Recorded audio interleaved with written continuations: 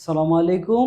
আপনাকে জাতীয় বিশ্ববিদ্যালয়ের স্টুডেন্ট পড়াশোনা নিয়ে চিন্তিত, তাহলে আমাদের ইজি এডুকেশন বাংলাদেশের পক্ষ থেকে আপনাদের জন্য, বিশেষ করে বিএসসি স্টুডেন্টদের জন্য অনলাইন প্রোগ্রামে অভিজ্ঞ টিচারদের মাধ্যমে সুগঠিত একটি প্রোগ্রাম অনলাইন প্রোগ্রাম। সেখানে বিএসসি স্টুডেন্টদের জন্য ফার্স্ট ইয়ারের ক্লাসগুলো চলমান এবং সেকেন্ড ইয়ারের বিশেষ ছাড়ে ভর্তি চলমান।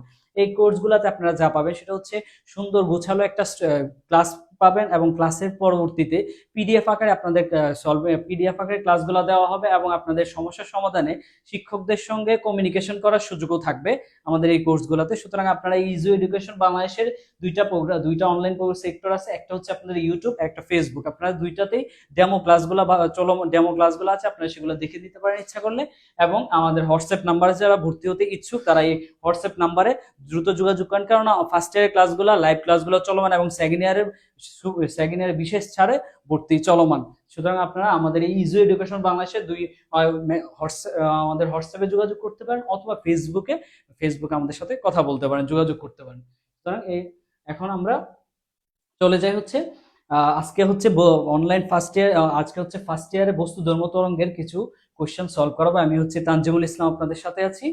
তো আপনাদের বস্তু ধর্ম তরঙ্গের লেকচার 7 এর একটা কোশ্চেন সলভ করাবো আজকে।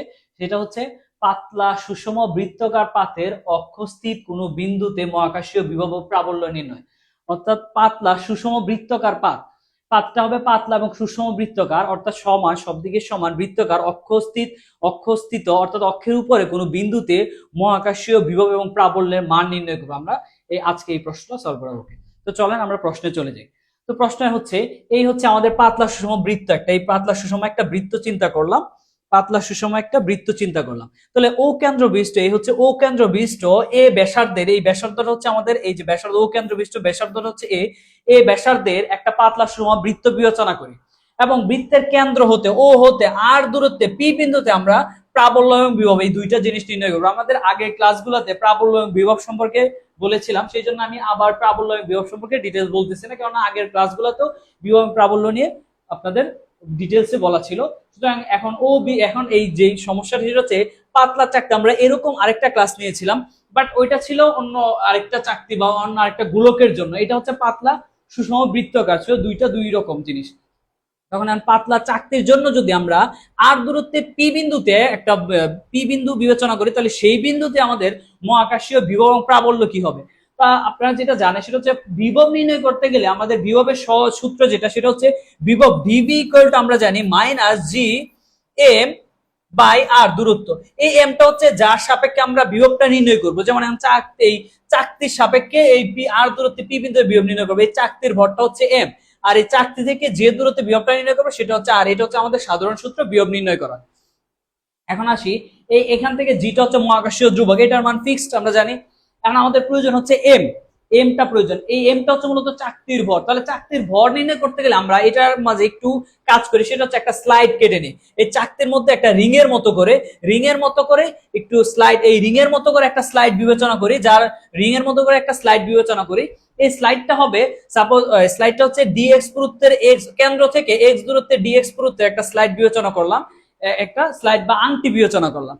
এখন এই আংটির বা এই পাতলা পাতের তল, এই পাতের যে তল, এই তলের ঘনত্ব বা একক ক্ষেত্রফল আমরা ধরে নিলাম সিগমা ধরে নিলাম। তাহলে আংটির ভর কত হবে? আমরা এইরকম আরেকটা হয়তো লেকচার 4 বা 3 তে আপনাদের দেখাইছিলাম গোলকের জন্য, সেম এটা হচ্ছে আংটি একটা গোলকের গোল হয়। তাহলে আংটির আর ওইটার ভর যেভাবে বের করেছিলাম একই নিয়মে এটাও সেম বের করার সিস্টেম একই, পরিধি ইনটু পুরুত্ব। তাহলে এটা পরিধি হচ্ছে 2 পাই এক্স ডিএক্স পুরুত্ব। তাহলে এই হচ্ছে এটার ক্ষেত্রফল, একক ক্ষেত্রফল। তাহলে ক্ষেত্রফল এখন আমরা বের করবো হচ্ছে ভর। তাহলে আমরা একটা সূত্র জানি, সেটা হচ্ছে কি, আমরা একটা সূত্র জানি ঘনত্বের সাথে ভর বের করার সূত্র একটা জানি আমরা, সেটা হচ্ছে ρ = m/v। এখন এখানে ভি হচ্ছে একক আয়তন। এখন আয়তনের জায়গায় যদি আমরা ক্ষেত্রফল দিই সেটাও করা যায়। এই ভি এর পরিবর্তে যদি আমরা ক্ষেত্রফল লিখি, সেই ক্ষেত্রফল নিয়েও বের করা যায়। ভি এর পরিবর্তে আমরা একক ক্ষেত্রফল লিখতে পারি, সেটা ক্ষেত্রফল। তাহলে m = হবে ঘনত্ব ইনটু ক্ষেত্রফল। ক্ষেত্রফল, তাহলে m ইন্টু ঘনত্ব ইন্টু ক্ষেত্রফল হচ্ছে আমার ভর, তাহলে এটার ঘনত্ব হচ্ছে সিগমা আমরা ধরে নিছি, আর ক্ষেত্রফল আমরা পেয়ে গেছি 2 পাই x dx, তাহলে মোট ভর হবে 2 পাই x dx সিগমা। এইটুকু হচ্ছে আমাদের ভর, তাহলে এমটা পেয়ে গেলাম। এখন দূরত্ব, এই যে ও বিন্দু থেকে দূরত্ব, কিন্তু আমরা এইখানে একটা স্লাইড বিবেচনা করছি, যে স্লাইডটা বা এই সম্পূর্ণ চাকতির আরেক ভিতরে আরেকটা আংটির মতো চাকতি বিবেচনা করছি, সেই চাকতির পৃষ্ঠ থেকে এইটুকু দূরত্বে আমরা বিভব নির্ণয় করবো, অর্থাৎ চাকতির এই ডিএক্স, এখানে যে ডিএক্স পুরুত্বের চাকতি এক্স থেকে পি বিন্দু দূরত্ব বিভব নির্ণয় করবো, তাহলে এই দূরত্বটা আমাদের প্রয়োজন।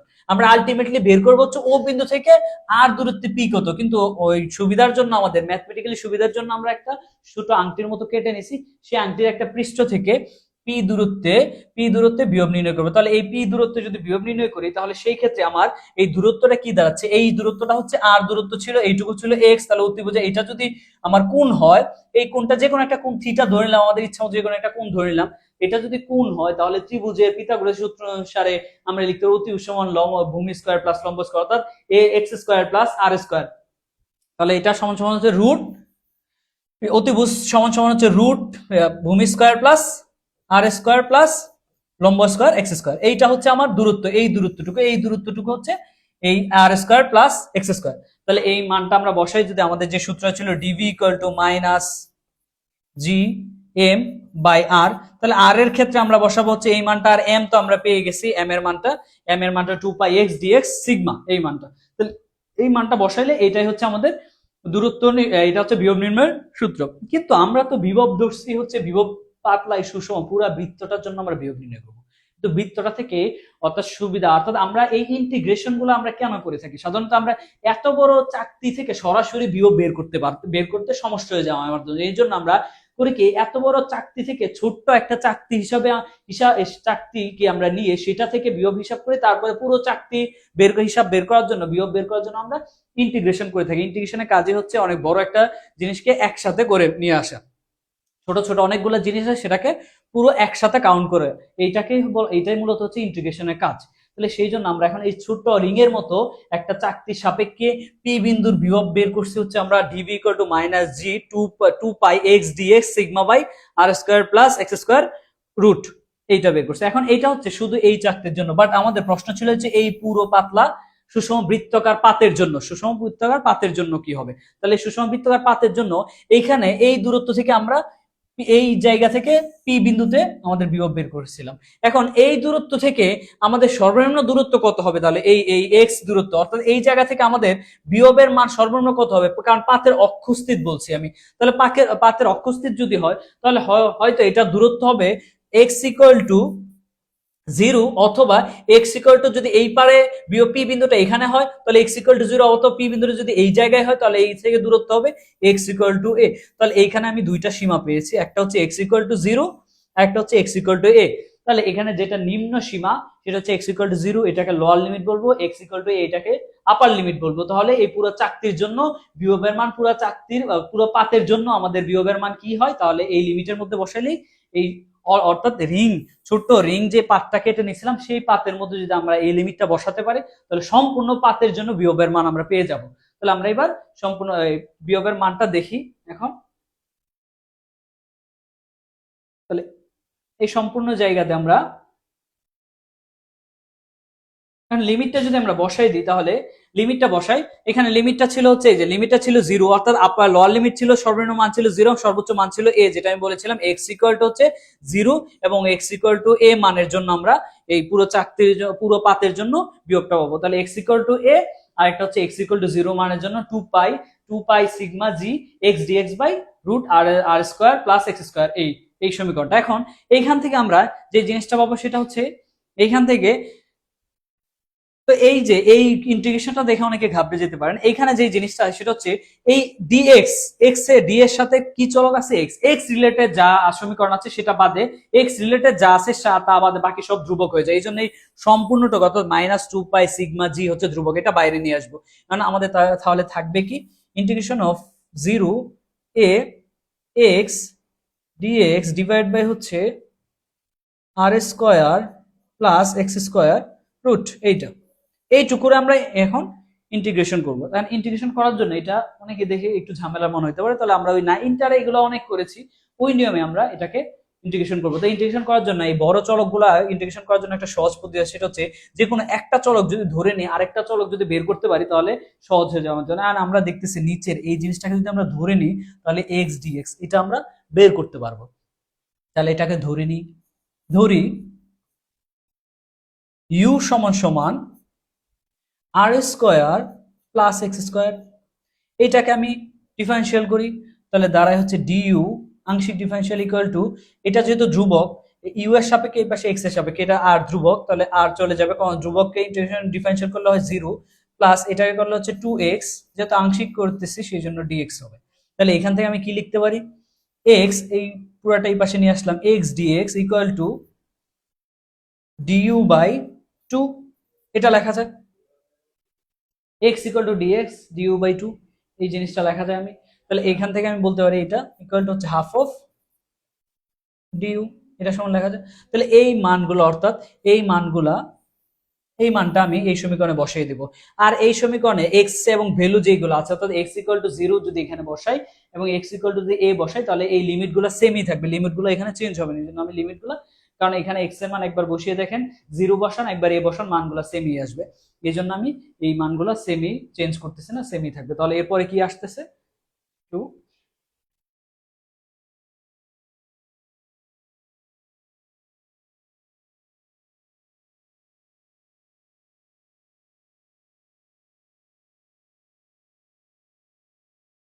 ছিল হচ্ছে এখানে, তাহলে এইটা সমান আমি ইউ ধরে নিয়েছিলাম, তাহলে এটা সমান ইন্টিগ্রেশন অফ 0 a 1/√u, আর এটা ছিল হচ্ছে এক্স ডিএক্স সমান আমরা পেয়েছিলাম হচ্ছে হাফ অফ ডিউ, তাহলে এটা সমান লেখা আছে হাফ অফ ডিউ। তাহলে এখানে হাফটা যেহেতু ধ্রুবক এটা বাইরে নিয়ে আসবো, বাইরে নিয়ে আসলে লেখা যায় হাফ, এই ইউটা √u-টাকে যদি আমি উপরে তুলি তাহলে হয়ে যাবে half inverse half due.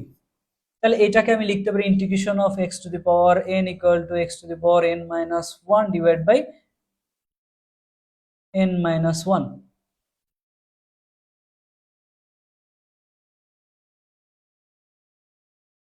n minus 1 এটা লেখা আছে। তাহলে এখান থেকে আমি কি লিখতে পারি, এখান থেকে লেখা যাচ্ছে হাফ অফ, এটা ছিল 0 এখানে ছিল a, u minus half minus 1 divide by হচ্ছে মাইনাস হাফ মাইনাস 1 a 0, এটা থাকে। তাহলে এখান থেকে আমি কি লিখতে পারি, হাফ অফ, এখান থেকে লেখা যায় হচ্ছে হাফ প্লাস মাইনাস লসাগু শুরু করেন, তাহলে এখানে থাকে হচ্ছে ইউ হাফ, এই হাফে হাফে সরি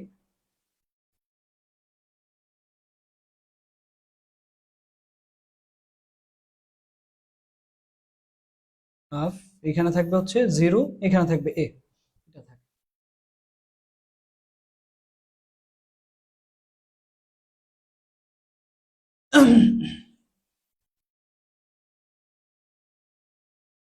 তাহলে এইখান থেকে আমরা লিখতে পারি, সেটা হচ্ছে এখান থেকে লিখতে পারি হাফটা, হাফ হচ্ছে ধ্রুবক সংখ্যা, তাহলে এটাকে বাইরে নিয়ে আসলে এখানে থাকে হাফ ডিভাইড বাই হচ্ছে হাফ, তাহলে এটা ভ্যানিশ, তাহলে এখানে থাকে হচ্ছে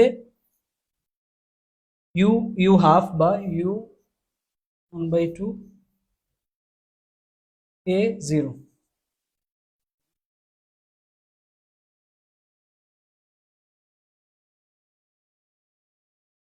a 0।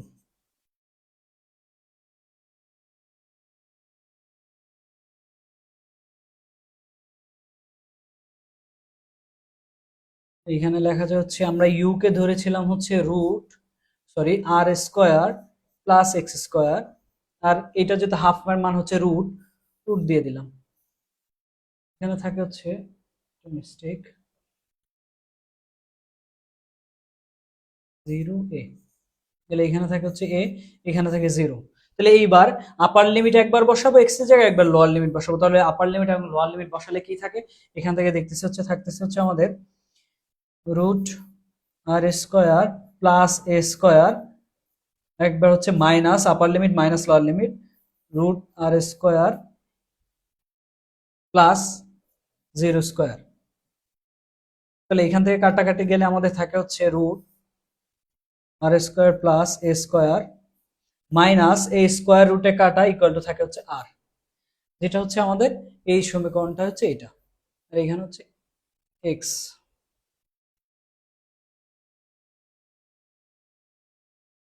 এক্স এই হচ্ছে আমাদের সমীকরণ, তো দাঁড়ায় হচ্ছে এরকম। এই হচ্ছে আমাদের এই যে ইন্টিগ্রেশনটা করা হচ্ছে, ইন্টিগ্রেশনের পরে এই সমীকরণটা কিভাবে আসছে এটা আপনাদের আমি ডিটেলসে করে দেখালাম। এই থাকে হচ্ছে ভি ইকুয়াল টু থাকে -2π σg root R square plus A square minus আর। এখন এখানে ডিভি ভিটা কিভাবে আসলো, ইন্টিগ্রেশন যেহেতু ইন্টিগ্রেশন করলে আমার দুই পাশে করতে হবে, ইন্টিগ্রেশন অফ ডিবি বা ইন্টিগ্রেশন অফ ডিএক্স একই মান ইকুয়াল টু আসে হচ্ছে এক্স অথবা ভি, অর্থাৎ অর্থাৎ আংশিক ডিফারেন্সিয়ালকে ইন্টিগ্রেশন করলে পূর্ণ সংখ্যাটা পাওয়া যায় এরকম। এই সমীকরণটাই হচ্ছে মূলত এই যে সমীকরণ, এই সমীকরণটাই হচ্ছে মূলত আমার এই বিভবের রাশি। এই সমীকরণটা হচ্ছে অর্থাৎ একটা পাতলা পাতের জন্য আর দূরত্বে, পাতলা পাতে আর দূরত্বে কোনো বিন্দুতে বিভবের রাশিমালা হচ্ছে V equal to -2π σg root R square plus A square minus R. এটাই হচ্ছে আমার পাতের জন্য বিভবের রাশিমালা। এখন আসি আমাদের বিভব থেকে আমি প্রাবল্য বের করবো, তাহলে বিভব থেকে প্রাবল্য বের করা সহজ, সবচেয়ে সহজ বিভব থেকে প্রাবল্য বের করতে গেলে আমরা যে সূত্রটা জানি সেটা হচ্ছে DV by DR minus DV by DR equal to, আমরা এটা জানি ই হচ্ছে প্রাবল্য, প্রাবল্য equal to minus DV by DR. অর্থাৎ আমরা যে সমীকরণটা পেয়েছিলাম সেটা জাস্ট আর এর সাপেক্ষে আমরা যদি অন্তরীকরণ করে দিই তাহলে আমাদের সেই ডিফারেন্সিয়াল করে দিই তাহলে হয়ে যাবে আমাদের ওই প্রাবল্যের রাশিমালা। তাহলে রাশিমালাটা আমরা পেয়েছিলাম এরকম, ভি সমান আমরা পেয়েছিলাম এটা 2π -2π σg root R square plus A square minus আর, এরকম ছিল।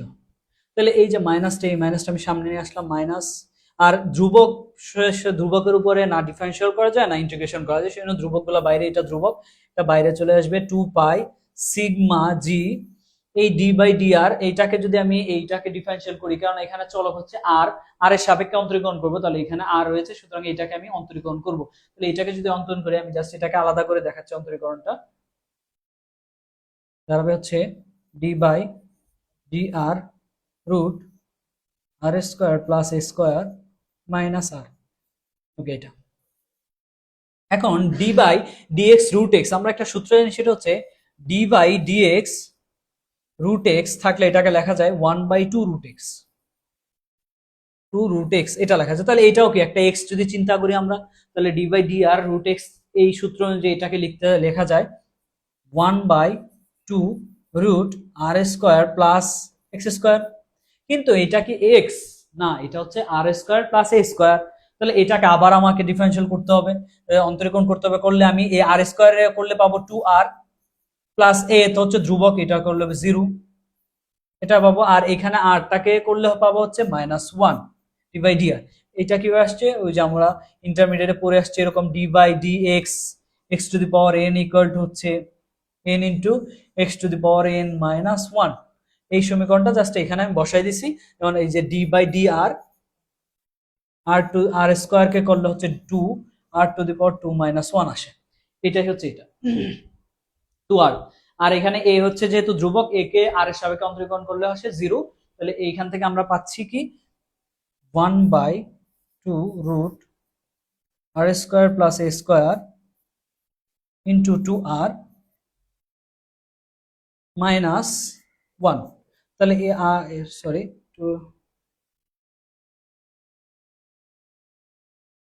আর 2 চলে গেলে থাকে হচ্ছে আর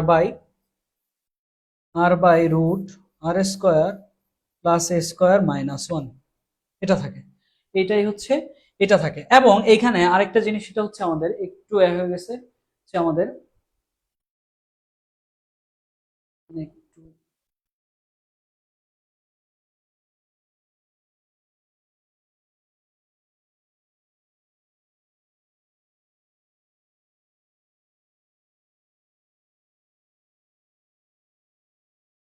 আচ্ছা, তাহলে আমরা কিন্তু পেয়েছিলাম এইটা R by root R square plus A square minus one. এখন এই মাইনাস ওয়ানটাকে যদি সামনে নিয়ে আসি তাহলে একটা মাইনাস ওয়ান কমন নিতে হবে, মাইনাস ওয়ান কমন নিলাম, নিলে থাকে হচ্ছে one minus R by root R square plus A square.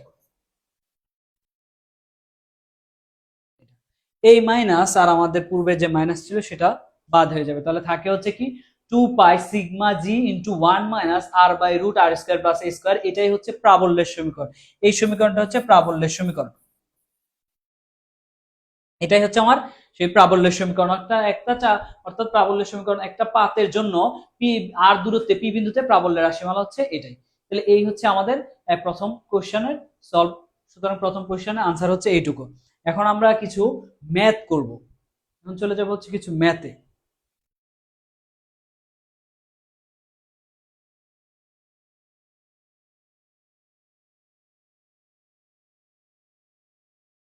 আচ্ছা, এখন আমরা চলে যাব হচ্ছে কিছু ম্যাথে। গতকালকে আপনাদের যে অর্থাৎ লেকচার 6 এ আমি কিছু ভূপৃষ্ঠে অভিকর্ষ ত্বরণ নিয়ে কিছু আপনাদের ইকুয়েশন দেখিয়েছিলাম, সেই ইকুয়েশন নির্ভর একটা ম্যাথ আজকে সলভ করাবো। তো প্রথম ম্যাথটা ছিল এরকম, ভূপৃষ্ঠে হতে কত উচ্চতা অভিকর্ষ ত্বরণের মান, ভূপৃষ্ঠ অভিকর্ষ ত্বরণের মান 2/3। এইটা হচ্ছে আমার প্রথম প্রশ্ন। তাহলে আসি আমরা সমাধানে চলে যাই। প্রথম প্রশ্ন নাকি ভূপৃষ্ঠ হতে কত উচ্চতা, তাহলে আমাকে বের করতে হবে এইচ বের করতে হবে। কত উচ্চতা অভিকর্ষ ত্বরণের মান, তাহলে ভূপৃষ্ঠের ত্বরণের মান 2/3 ধরে নিলাম। ধরি ধরি এইচ উচ্চতায়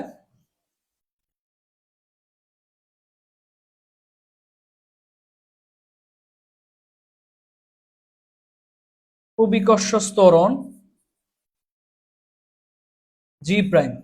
তাহলে এস উচ্চতা অভিকর্ষ ত্বরণ ভূপৃষ্ঠের ত্বরণের 1/3 অংশ, অর্থাৎ জি প্রাইম ইকুয়াল টু হবে ভূপৃষ্ঠের ত্বরণ যদি জি হয় তাহলে 2/3 অংশ, অর্থাৎ 2/3 জি। এইটা এই হচ্ছে আমাদের মূল যে শর্তটা। এই শর্ত হচ্ছে এটা অভিকর্ষ ত্বরণ জি ইকুয়াল টু হবে জি প্রাইম ইকুয়াল টু হবে 2/3 জি, অর্থাৎ ভূপৃষ্ঠের ত্বরণ জি এর 2/3 এটা। তাহলে আমরা জানি। এখন এখানে আরেকটা জিনিস হচ্ছে আমরা দুইটা সমীকরণ জানি, 9 10 এগুলো পড়েছি। দুইটা এই অভিকর্ষ ত্বরণ উচ্চতার ক্ষেত্রে দুইটা জি নির্ণয়ের ক্ষেত্রে দুইটা সমীকরণ হয়। একটা সমীকরণ হচ্ছে এরকম, এই উচ্চতা বের করার জন্য একটা জি প্রাইম হচ্ছে এরকম 1 minus 2h by R into G. এইটা একটা হয়। আরেকটা হয় G prime equal to R by R plus S whole square into G. এইটা হয়। দুইটা সমীকরণ হয়। আমরা জি প্রাইম বের করার জন্য দুইটা সমীকরণ। এখন কথা হচ্ছে কোনটা নিবেন, এই উপরেরটা না নিচেরটা। তো এই উপরের এটা কখন ইউজ করা যাবে, এইটা ইউজ করবেন হচ্ছে তখন যখন পৃথিবীর ব্যাসার্ধ, আরটা হচ্ছে পৃথিবীর ব্যাসার্ধ, পৃথিবীর ব্যাসার্ধ ইজ গ্রেটার দেন ও উচ্চতা এস, অর্থাৎ পৃথিবীর ব্যাসার্ধ তুলনায় এসটা খুব ছোট হলে। পৃথিবীর ব্যাসার্ধ হচ্ছে 6400 কিলোমিটার, কিন্তু যদি আপনাকে বলে 1000 মিটার উচ্চতায় কত, তখন আপনি এই সূত্রটা ইউজ করে দিবেন। 300 মিটার উচ্চতায় কত, 400 মিটার উচ্চতায় কত, তখন এই সূত্রটা ইউজ করবেন। এছাড়া যদি পৃথিবীর ব্যাসার্ধ সমান বা তার চেয়ে বেশি উচ্চতা বলে, তখন আমরা ইউজ করবো হচ্ছে নিচেরটা, অর্থাৎ G prime equal to R by R plus S whole square into G. এই সূত্রটা ব্যবহার করবো। আর এই মানে এই সূত্রটা অর্থাৎ G prime equal to R by R plus S whole square into G, এই সূত্র থেকে যে মানটা আসে এটা একুরেট মান, মানে এইটাই বেশি উপযুক্ত মান আসে। আর এইটা হচ্ছে একমাত্র যদি ভূপৃষ্ঠের কাছাকাছি কোনো দূরত্ব হয়, তখন সেই ক্ষেত্রে আমরা এই উপরের সূত্র অর্থাৎ G equal to 1 minus 2h by R into G এটা ব্যবহার করতে পারি। তাহলে এখন আমরা যেহেতু পৃথিবীর ত্বরণের 2/3, আমরা জানি উপরে দিয়ে গেলে ত্বরণ হ্রাস পায়, এখানে ত্বরণ হ্রাস পায় 2/3 হয়ে যাবে, তাহলে অনেকটা উপরে যেতে হবে, সেই জন্য আমরা এই সমীকরণটা ইউজ করব।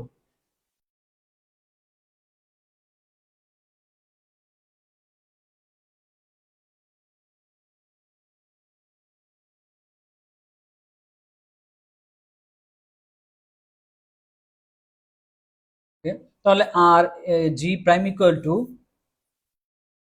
আর by R plus S whole square into G. তাহলে জি প্রাইম মান হচ্ছে 2/3 G R by R plus S whole square into G. তাহলে এই যে কাটা 2/3 থাকে, এই স্কোয়ারটা এই পাশে নিয়ে আসলে রুট হয়ে যাবে, তার মানে হচ্ছে দাঁড়াচ্ছে √2/√3 equal to R by R plus H, আর আর গুণ করি তাহলে আমার কি দাঁড়াচ্ছে, আর আর গুণ করলে দাঁড়াচ্ছে হচ্ছে √2r plus √2h equal to √3r। তাহলে এখান থেকে আমাকে বের করতে হবে এইচ ইকুয়াল টু, তাহলে কি দাঁড়াচ্ছে, এইচ ইকুয়াল টু যদি আরটা ওই পাশে নিয়ে যায়, আর নিয়ে কমন নিই তাহলে দাঁড়াচ্ছে হচ্ছে √3 মাইনাস √2r ডিভাইড বাই হচ্ছে √2, এটা দাঁড়াচ্ছে। এখন এই মানটা আমরা জাস্ট বসিয়ে দিলেই ম্যাথ হয়ে যাবে। তাহলে এখন মানগুলা বসাই, তাহলে এখানে মানগুলা কি দাঁড়াবে, √3 মাইনাস √2 ডিভাইড বাই হচ্ছে √2। এখন এইচ এর মানটা মিটারে, এইচ যেহেতু দূরত্বের মানগুলো আর এই 2/3 হয়ে যাবে, জি এর মান তার মানে অনেক উপরে হবে, এই জন্য আমরা কিলোমিটারই বসাবো, তাহলে এইচ এর মানটা কিলোমিটারে পেয়ে যাব। আমরা এখানে মিটার করব না, কিলোমিটারে বসাই দেবো, 6.4 ইন্টু 10⁻3। তাহলে এবারে ক্যালকুলেট করলে আমাদের দাঁড়াচ্ছে হচ্ছে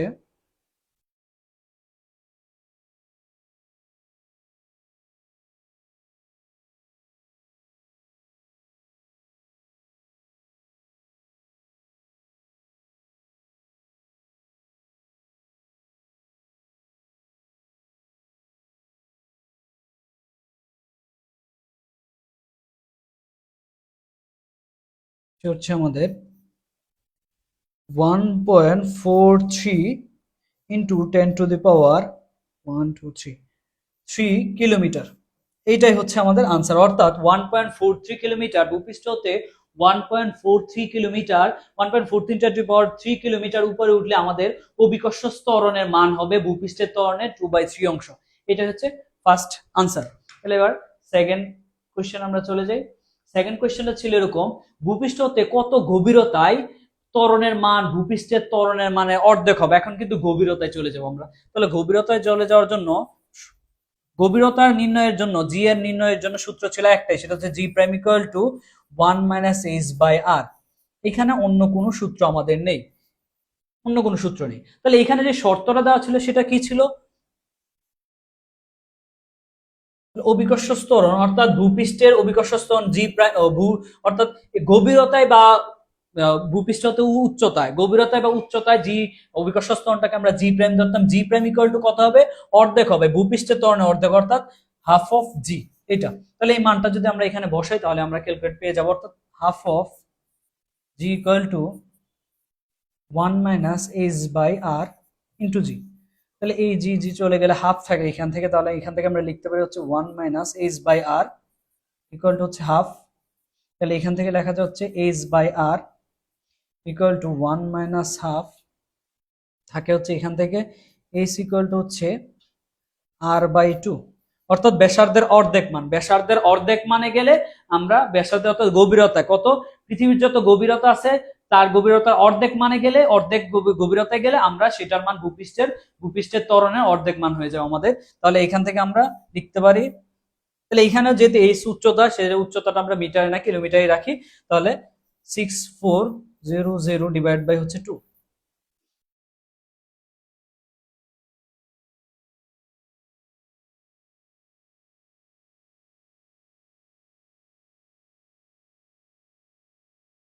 এত কিলোমিটার, এটাই হচ্ছে আমাদের উত্তর।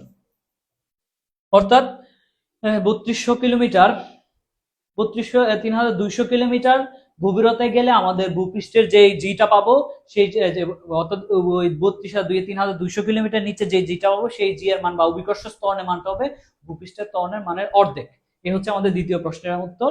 এবার তৃতীয় প্রশ্নে চলে যায়। তৃতীয় প্রশ্ন হচ্ছে, পৃথিবীর ব্যাসার্ধ 6400 কিলোমিটার হলে কত উচ্চতা অভিকর্ষ ত্বরণের মান ভূপৃষ্ঠের ত্বরণের মানের 3/4 অংশ হবে। তাহলে এইখানে একটা জিনিস বলছে, দেখেন পৃথিবীর ব্যাসার্ধ দেওয়া আছে এত হলে কত উচ্চতা অভিকর্ষ ত্বরণের মান 3/4 অংশ হবে। তাহলে এইখানে আপনারা দেখেন, এখানে যে জিনিসটা হচ্ছে সেটা হচ্ছে 3/4 অংশ অভিকর্ষ ত্বরণের মান হচ্ছে 3/4 অংশ, তাহলে অভিকর্ষ ত্বরণের মান অনেক কমে যাবে। তাহলে সেই ক্ষেত্রে আমি ওই যে বলছিলাম যে অভিকর্ষ ত্বরণের মান যদি খুব কমে যায়, তাহলে সেই ক্ষেত্রে সূত্র ইউজ করবো হচ্ছে আমরা এটা d prime equal to r by r plus s whole square into g, এটা ইউজ করব। তাহলে এখানে সমাধান আগের গুলার মতোই, জি প্রাইমের মান কত, অভিকর্ষ ত্বরণের 3/4 অংশ, তাহলে 3/4 g ইকুয়াল টু হচ্ছে r by R plus S whole square into G. তাহলে এটা এটা কাটা চলে গেলে এখান থেকে থাকতেছে হচ্ছে রুটটা এই পাশে নিয়ে আসলে রুট স্কোয়ারটা ওই পাশে নিয়ে এলে রুট হয়ে যাবে √3/4। এইটা হচ্ছে আমি প্রথম যেই অঙ্কটা সলভ করেছিলাম হুবহুব সেই রকম একই রকম অঙ্ক এটা, r/r plus S,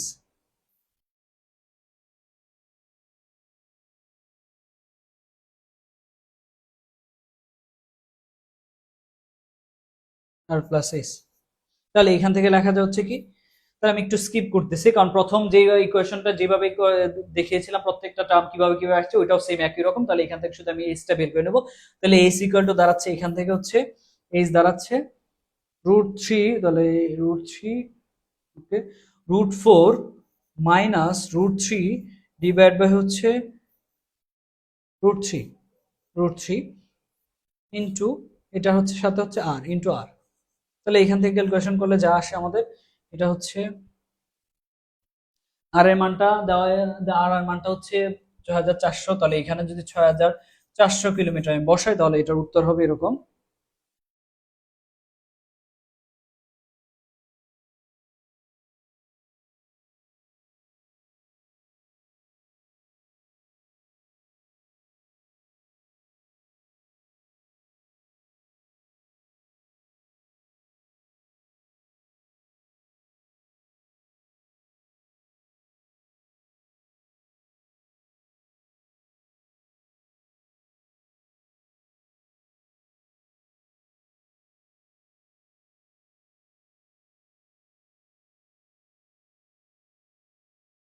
nine nine 0.08 kilometre, এত কিলোমিটার উচ্চতায় আমাদের ভূপৃষ্ঠের মান এত। তাহলে এখানে আরেকটা জিনিস করতে পারেন আপনারা, দেখেন এখানে কিন্তু মানটা 1000-এর থেকে নিচে চলে আসছে। তাহলে সেই ক্ষেত্রে আপনারা ইচ্ছা করলে এইটা বাদ দিয়ে, যেহেতু 3/4 অংশ আছে, এইটা এইটা এইটা করলে হবে, এমনটা না যে এটা করলে হবে না। এইটা এই মানটা অর্থাৎ G prime equal to r/r plus S whole square into G, এই মানগুলা একুরেট মান, মানে এইটার সূক্ষ্মতা বেশি, এইটার সত্যতা বেশি আসে। তাহলে এইটা দিয়েও করতে পারেন, অথবা যেহেতু কম মানের জন্য আমি বলছি ওইটা দিয়েও করলে আপনারা হবে, অর্থাৎ G prime equal to 1 - 2h/r জি। এইটা এটা দিয়েও করতে পারেন। তাহলে এটা আপনাদের হচ্ছে বাসায় এটা আপনারা প্র্যাকটিস করবেন বাসায় এবং কমেন্টে জানাবেন আমাদের যে এই মানটা কত আসছে। এটা দিয়েও করতে পারেন আপনারা। তাহলে এটা দিয়ে করলেও আপনাদের অঙ্ক হবে। এই ছিল আজকের ক্লাস। ইনশাল্লাহ ভালো থাকবেন এবং ক্লাসগুলো মনোযোগ সহকারে করবেন। আজকের ক্লাস এই পর্যন্ত শেষ। আসসালামু আলাইকুম।